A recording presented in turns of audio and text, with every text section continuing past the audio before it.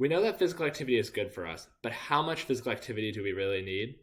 Welcome to week 1. Today we'll be discussing the recommended amount of physical activity and then how to track and make sure that we're getting that amount. Let's start by looking at the physical activity guidelines. The US guidelines for physical activity state that we should get about 150 minutes of moderate activity or 75 minutes of vigorous activity. Another way to look at this is that we're going for 150 minutes total, but each minute we do a vigorous activity counts as 2 that we would do as a moderate minute. The guidelines also recommend 2 days of strength training. We'll talk about strength training next week. Today we're going to focus on the aerobic guidelines.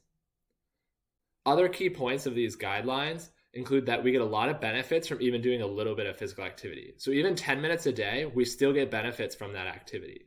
So always remember that some is greater than none. Another key point to this guideline is that the more physical activity we do, the more benefit we get. So we do see a lot of benefits with only 10 minutes a day, but we see even more benefits with 20 minutes a day.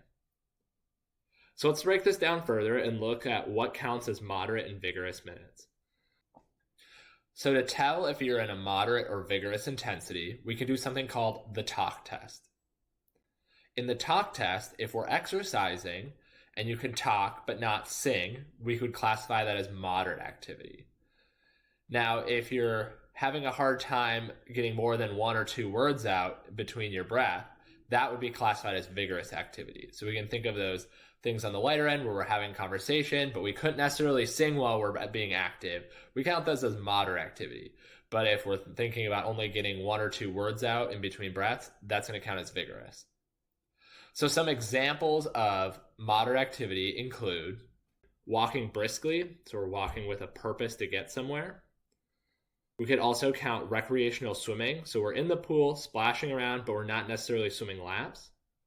We could also count leisurely biking, and so if we're biking around the neighborhood with our kids, or just doing a little bit more relaxed, we're under 10 miles per hour, that counts as moderate activity. We could also count general yard work or house repair. So if you're raking your leaves, you're replacing those light bulbs, you can count those as moderate minutes. For vigorous activity, we're thinking of activities that are a little bit more challenging, get the heart rate up even a little bit higher.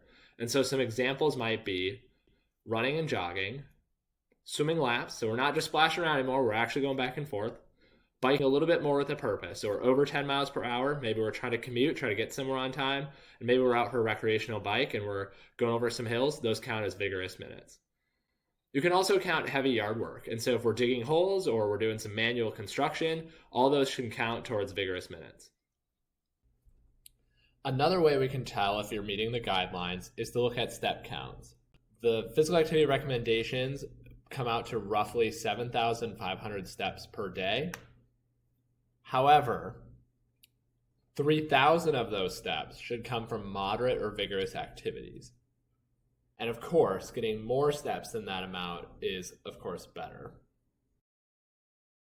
So now that we've talked about what the guidelines are, the next we're going to go into how you're going to track the amount of activity you're getting to see if you're getting the guideline or the recommended amount of physical activity.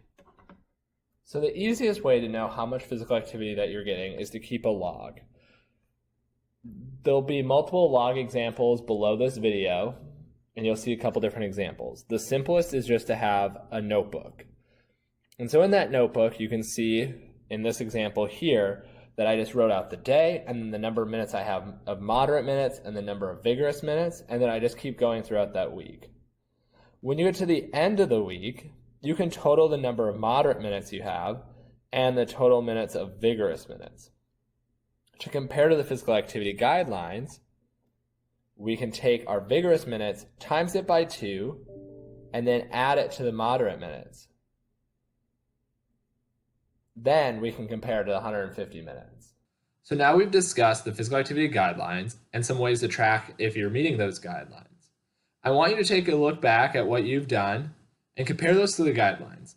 Later in the week, we're going to discuss how to increase your physical activity level and how to be closer to those physical activity guidelines and how to be more active. I'll see you then.